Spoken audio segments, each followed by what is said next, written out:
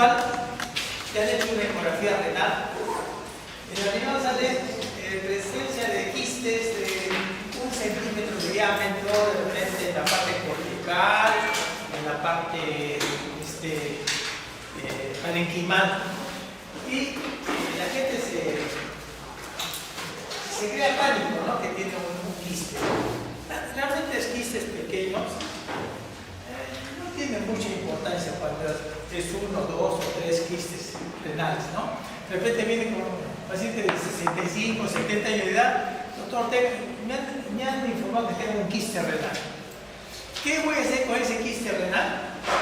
Pues realmente tiene pues 60, 65 años de edad. Probablemente ese quiste lo ha tenido muchos años y no tiene una importancia de clínica por el estilo, ¿no? O sea, hay que decirle, señor, este es un hallazgo ecográfico. Pero también tenemos que tener presente que de repente a una persona le hacen una ecografía, bueno, un paciente mayor de edad, ¿no? De 60, 70 años de edad, por una ecografía por árbol luminal, porque tiene un problema prostático, ¿no? Entonces, ecográficamente, nosotros normalmente tenemos una ecografía de riñón, vejiga y próstata, o sea, todo el árbol luminal, ¿no? Y de repente encontramos presencia de lesión parenquimatosa, no bien determinada en la zona renal derecha, ¿no? Entonces, es un hallazgo ecográfico porque ese paciente no se ha quejado de nada, solamente de un problema prostático que de repente encontramos que realmente ahí tiene una lesión de repente o sospechosa de malignidad. Ya como vemos, hay dos tipos, ¿no? Un quiste que no le hacemos demasiado caso y de repente una lesión probablemente que tenga un fondo neoplásico. Entonces, por eso es importante cuando nosotros pidamos una ecografía de las vías urinarias, pedir una ecografía de riñón y vejiga, perdón, si es mujer, y una ecografía renal, vejiga y próstata, si es una persona, un hombre, ¿no? Entonces, eso tenemos que tener presente. La siguiente, por favor. Como vemos, hay diferentes tipos de tumoraciones renales. Empezamos con las tumoraciones que son tumoraciones benignas. La siguiente. Tumores benignos pueden ser quistes, pueden ser adenomas, angiomiomas, leiomiomas, lipomas, fibromas, tumores yuctamolaculares, hay diferentes tipos, ¿no? Entonces, la mayoría de veces, por ejemplo, de adenomas para angiomiomas, lipomas, leiomiomas, lipomas, fibromas, ese es un, ¿cómo le puedo decir? Es una patología ya, pero es una histopatología, ¿no? O sea, por algún tratamiento quirúrgico hemos encontrado que tenemos un adenoma, un angiomioma, un leiomioma, ¿ya? O sea, son hallazgos ya de que tenemos que de repente haber tenido que hacer una cirugía o una biopsia renal para saber de qué tipo de tumor benigno podemos estar encontrando. La siguiente.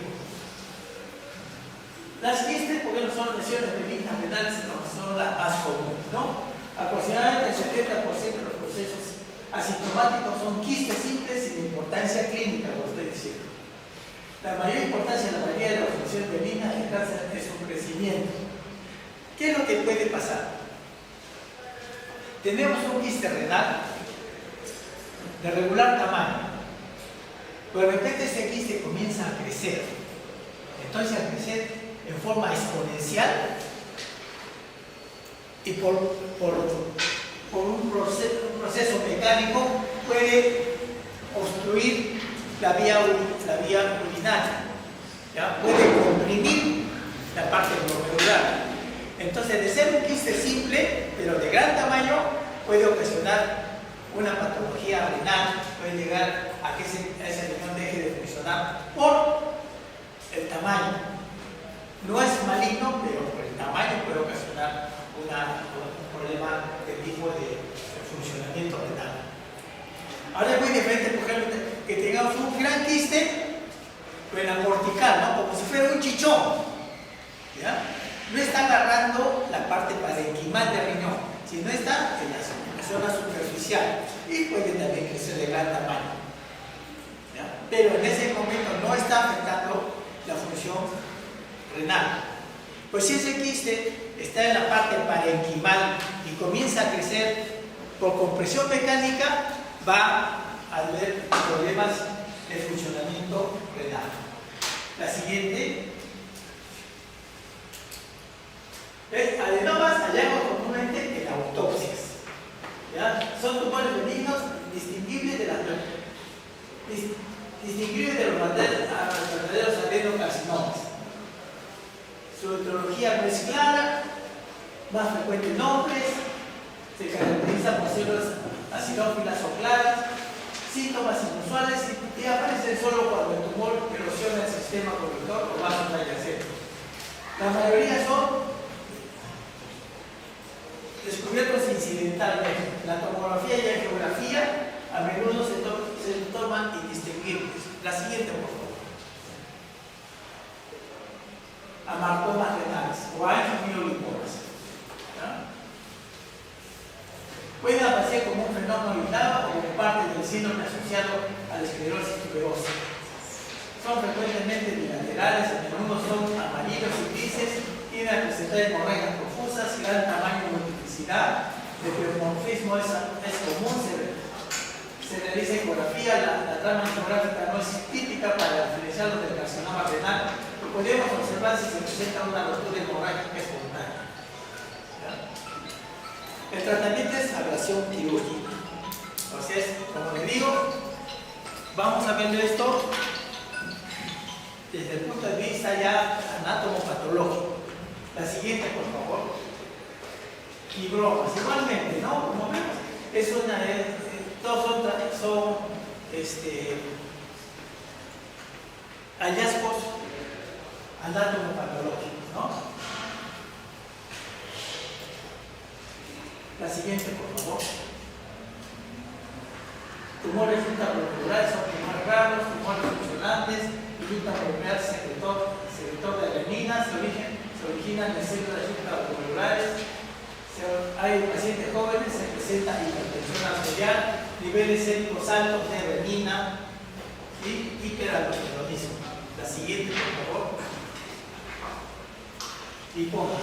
También son tumores raros, alcanzan gran tamaño, producen dolor, hematuria. Al tacto se presenta la sensación gasosa de todos los lipomas, ¿ya? Este tratamiento es quirúrgico, nefrectomía total. La siguiente, por favor.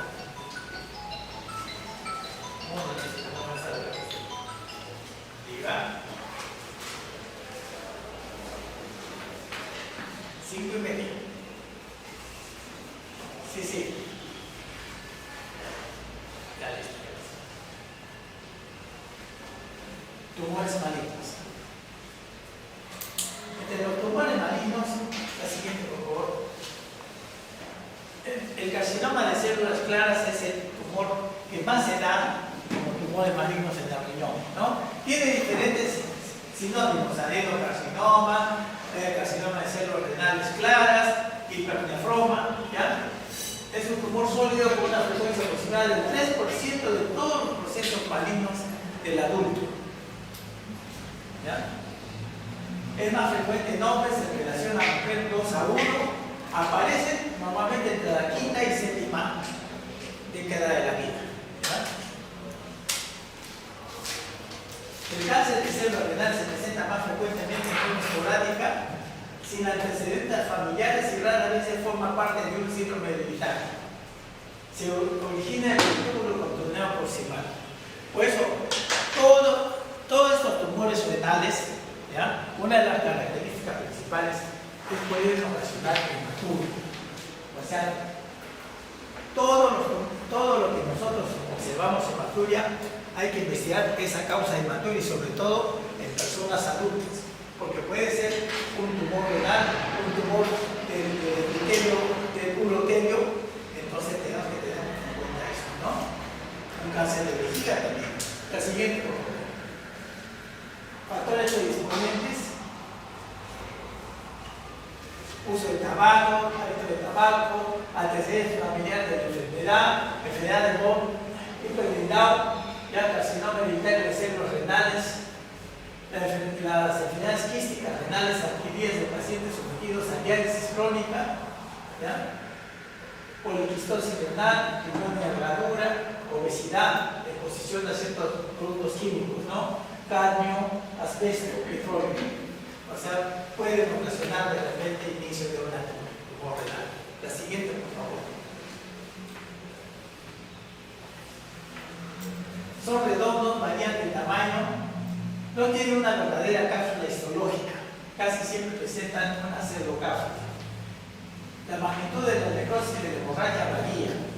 El sistema colector es desplazado y a menudo invadido. Puede ocasionar calcificaciones. Es típicamente unilateral. La bilateralidad ocurre aproximadamente en el 2% de los casos. O sea, es pocas veces que sea bilateral, ¿no? El tumor se propaga en consecuencia dentro de la vena cava renal, de la vena renal y la vena cava. Entonces, cuando nosotros de repente un paciente adulto comienza a ver presencia de un varicocele en el lado derecho, de un momento a otro puedes estar sospechando que de repente esa persona tiene en la vena cava está viendo un trombo por el mismo tumor renal, ¿no? La siguiente, por favor.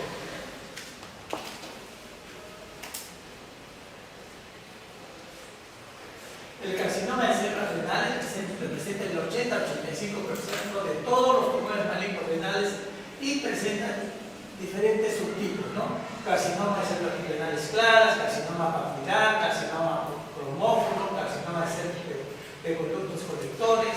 O sea, son variantes que hay, ¿ya? Entonces, eso es todo lo que es anatomía patológica. La siguiente, por favor. Carcinoma papilar, la siguiente, por favor. Carcinoma cromófilo. O sea, todo esto desde el punto de vista anatomopatológico, ¿no? La siguiente. Métodos diagnósticos, historia clínica, exploración física, sintomatología paraclínica, ¿ya? La parte hemática, química sanguínea con funciones renales y hepáticas, ¿ya? La siguiente, por favor. Hay una triada clásica que tenemos que hacer. El tumor renal puede ocasionar dolor, hematuria y tumor, o sea, aumento de dolor, ¿no? O sea, es la triada de un cáncer renal es dolor, tumor y hematuria, ¿ya? Pero no siempre se presentan pues, los tres puntos, ¿no? A veces uno, a veces dos de esos elementos que estoy indicando, ¿no? Hay pérdida de peso, hay fatiga, debilidad general, fiebre, sudoración nocturna, súbito desarrollo de la varicocele, hipertensión arterial. Ya en la parte de la arterial, anemia, eritrocitosis, hipercalcemia, alteraciones de las transaminasas, fosfatasa alcalina aumentada, tiroidotomina prolongada. Y la triada que estoy indicando, ¿no? La siguiente, por favor.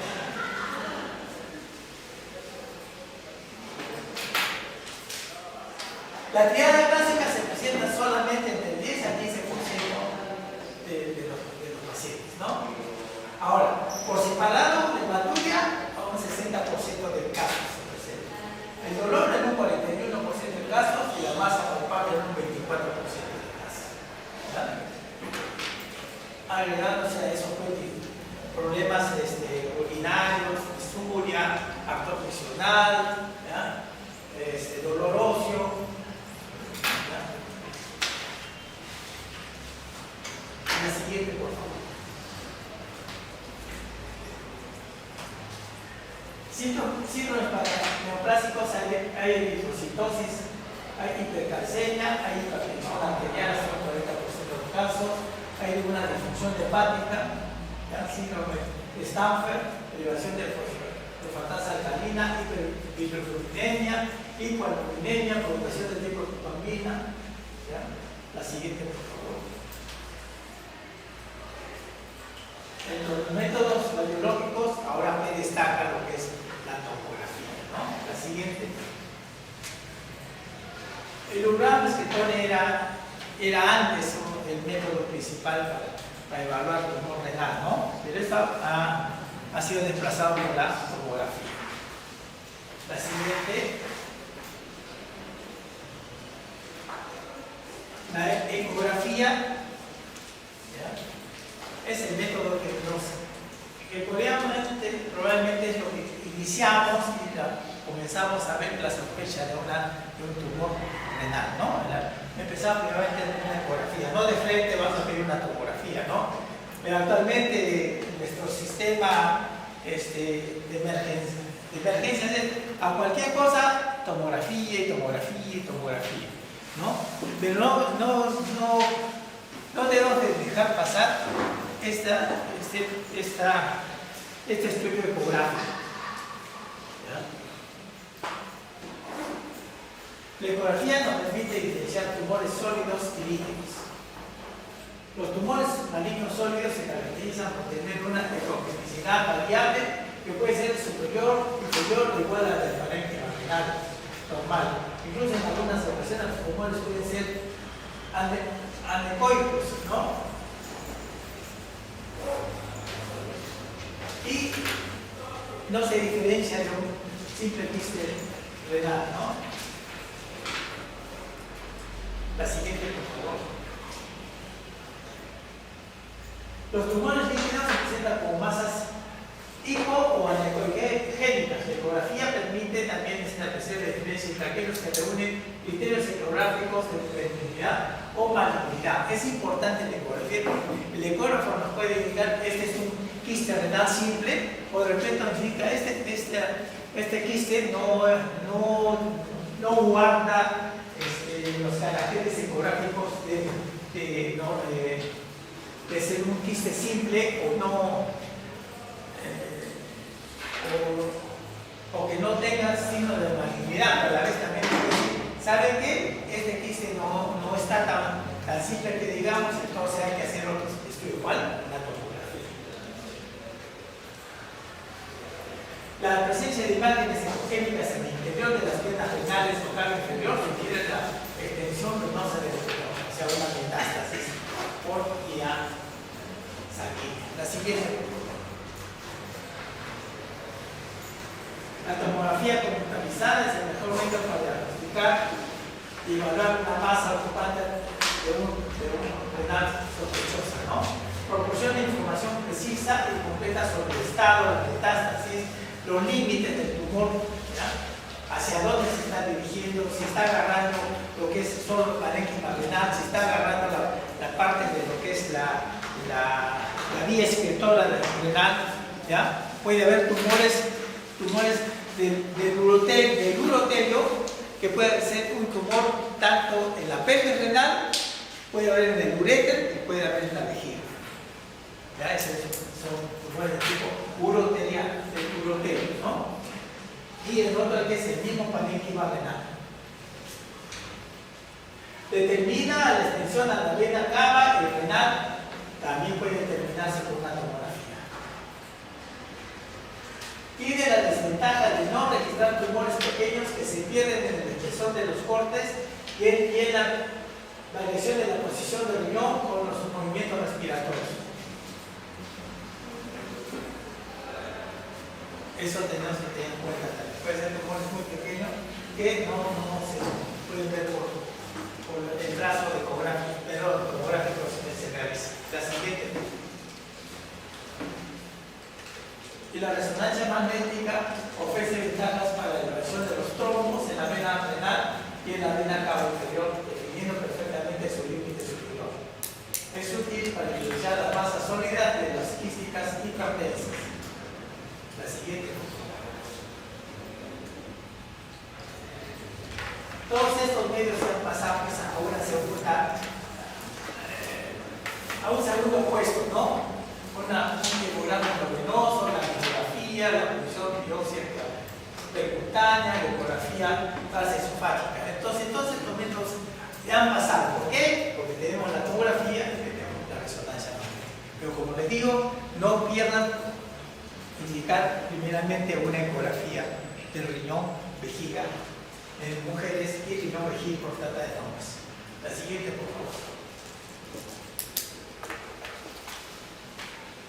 Acá hay una clasificación que es la clasificación de Ross. Es una clasificación antigua, pero es buena que la tengan en cuenta, ¿no?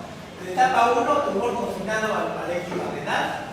Etapa 2, el tumor invade la grasa perinefrítica, que está confinado al interior de la fase de Gerota, incluyendo la zona de suprarrenales. La etapa 3A, el tumor afecta la vena renal principal o la vena cava inferior. En la etapa 3B, el tumor invade ganglios linfáticos regionales. Etapa 3C, el tumor afecta vasos locales y ganglios linfáticos regionales. Etapa 4A, el tumor invade órganos vecinos, colon, páncreas, etc. Etapa 4B, metástasis a sitios distantes. La siguiente. ¿Ya? Acá estadio 1, estadio 2, el 3, el 4, ¿no? Y las etapas donde para no la siguiente, por favor. Ya, este regalo de no vamos a tomar el caso de más. Estaría gente ya para que no estudie mucho. La siguiente, pásenla nomás, pasen. Factores pronósticos patológicos. El T1 se permite predecir la sobrevida del paciente. T1 el 75%, T2 el 75%, T3 el 38% y T4 el 12%. El tamaño del tumor igualmente, ¿no? Un tumor menos de 5 centímetros tiene mejor pronóstico que el que tiene mayor de 10 centímetros en pronóstico de vida. La siguiente, por favor. El tratamiento principalmente es quirúrgico. ¿Ya? La siguiente, por favor. El tratamiento principal es la nefrectomía radical. Nefrectomía radical. La nefrectomía radical implica la extirpación de la fascia de Gerota, de su contenido, incluyendo riñón y glándula renal. Las metástasis linfáticas son removidas y también se logra una excisión de la vena renal más adecuada, ¿no? O sea, la nefrectomía radical es agarrar todo, ¿no? O sea, todo lo que vuelve al riñón, toda la grasa perirrenal, ¿ya? Todo lo que es todo lo que es la fase querótica. La nefrectomía simple es abrir la fase querótica, llegar a la cápsula renal y sacar solo el riñón. La siguiente, por favor. La nefrectomía regional es agregada con frecuencia a la nefrectomía radical y sería atribuido un aumento de la sobrevida a la extirpación de los nódulos linfáticos comprometidos. La mayoría de los tumores metastasizan primero a ganglios linfáticos del niño renal o en las áreas paracava o paraórtica adyacentes al hígado. Uno puede abarcar las primeras y segundas áreas más probables de drenaje realizando una disección limitada de ganglios linfáticos paracavo aórticos, intercavo aórticos, ¿ya? Entonces, este es más se podría decir, un tratamiento urológico de un urólogo oncólogo, ¿no? Ahora hay la subespecialidad de urología oncológica, ¿no? Entonces, ellos ven con mayor seguridad hacer una nefrectomía de tipo radical o sacar los ganglios linfáticos que están alrededor de la lesión. La siguiente, por favor. La nefrectomía parcial es el procedimiento quirúrgico para extraer el tumor y parte del tejido que lo rodea con el fin de conservar el tejido renal sano o funcionante. Se puede realizar una nefrectomía parcial para evitar la pérdida de la función renal cuando el otro riñón está dañado o cuando ya se ha extirpado. ¿Ya? Tengo de anécdota un colega, un pediatra que ya falleció ya. Toda su familia tenía antecedentes de cáncer de próstata. Entonces se inscribió en ese programa de Oncosalud, uno de los programas oncológicos, ¿no? Entonces se fue a Lima, se hizo siempre su chequeo porque su hermano había fallecido de próstata, su papá falleció de cáncer de próstata, o sea, era una familia cancerígena. ¿Ya? Entonces ya le habían hecho sus estudios de la parte de próstata y realmente todo estaba bien. El doctor sabe que mañana se va, todo está bien. En eso que el doctor le falta que le hagan una ecografía. ¿Ya? Pues, todo para completar lo que era el examen, ¿no? Entonces le hacen una ecografía renal.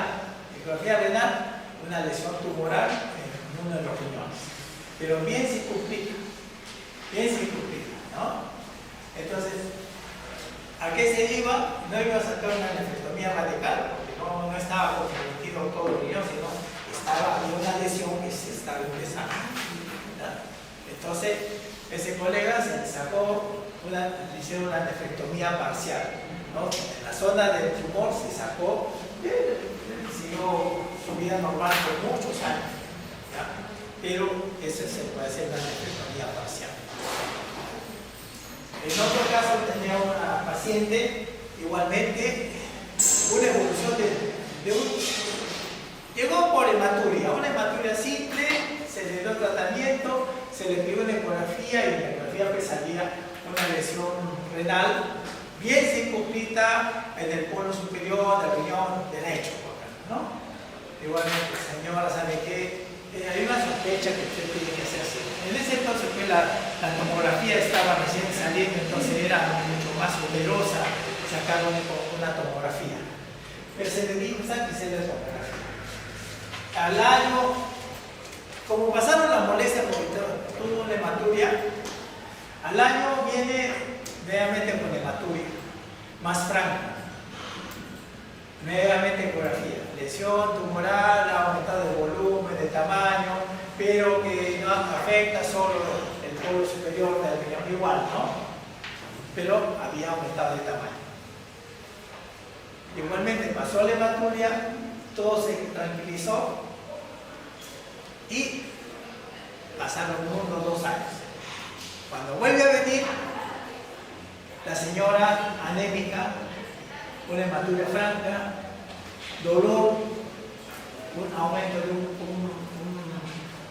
un abdomen globuloso, doloroso, ¿ya? Le palpó y era una tremenda lesión tumoral. Y había abarcado casi todo el abdomen derecho. Una ecografía, una tremenda, un sangramiento pues, ¿ya? Todo lo PDT, ya no había nada que hacer. Entonces, en medio, será en cosas de 3 años de ser un tumor simple, pasó ahora a un tumor inoperable.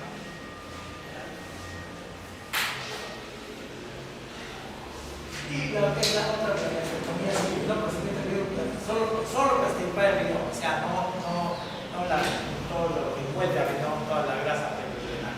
La siguiente, por favor.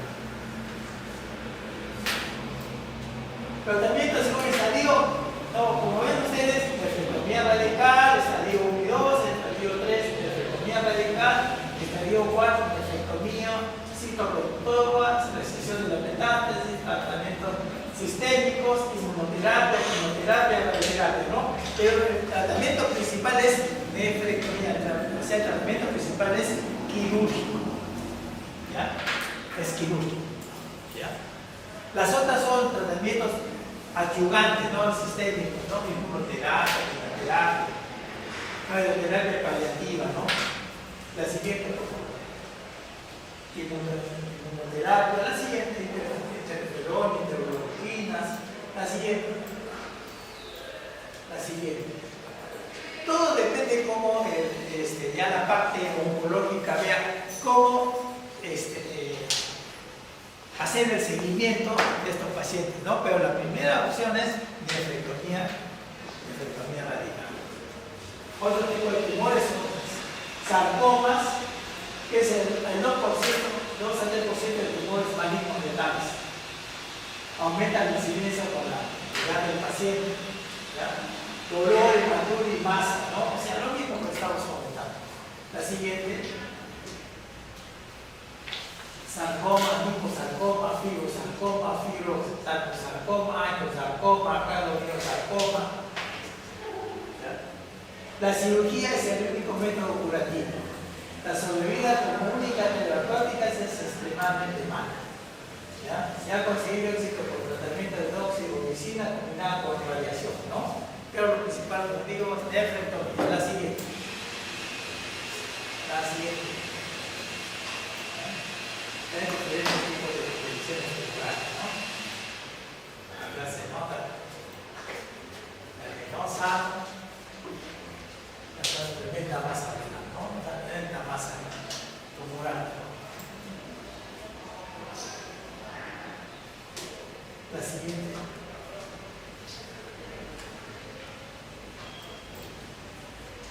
El tumor de Wills, ¿no? El tumor de Wills es un tumor de la infancia, ¿no? Como hemos visto y hemos hecho lo que es la parte de los seminarios de hematuria, como digo, las hematurias, igual como hay que dividirlas también por edades, ¿no? Entonces, hay una hematuria, puede haber una hematuria en un niño, ¿ya? Que puede ser un tumor renal, un tumor de Wills, ¿no? Es el 5% de cánceres de la infancia. ¿Ya? La más incidencia es a los 3 años de edad. El sexo es indistinto, hombre o mujer. Unilaterales.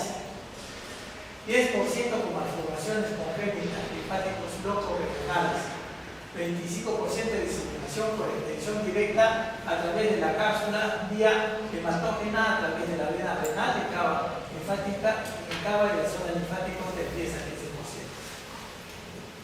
Metastasis raras al pulmón, ahí, ¿no? Ocupa todo el parecho. Es muy, como se puede decir, es una sensación de impotencia ver a un niño con tremendo abdomen, tremendo tumor, ¿ya? Hematuria y dolor, ¿no? La siguiente, por favor. Listo, como les dije, chicos, es una clase un poco tediosa en ese sentido, ¿no? Pero tenemos que sacar lo principal, todo tumor renal, ¿ya? Tiene que tener los 3 signos que son hematuria, dolor y tumor, ¿no? No todos de golpe, pero puede haber, ¿no? Entonces, en este caso, toda hematuria en una persona tiene que investigarse la causa, ¿ya? Entonces, en el tumor renal las hematurias son más macroscópicas, ¿ya? O también en los tumores de la vía renal, o sea, de la pelvis renal, del uréter, de la vejiga puede ser una hematuria microscópica, puede estar empezando por ahí, ¿ya? Entonces, todo tumor en el urotelio podemos empezar por algo que sea benigno y después pasamos a algo maligno, ¿no? ¿Alguna pregunta?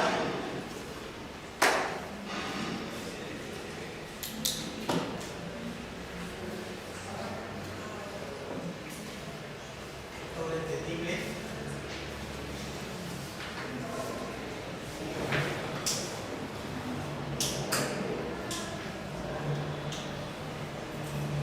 Ok, es que haya un mes de clases.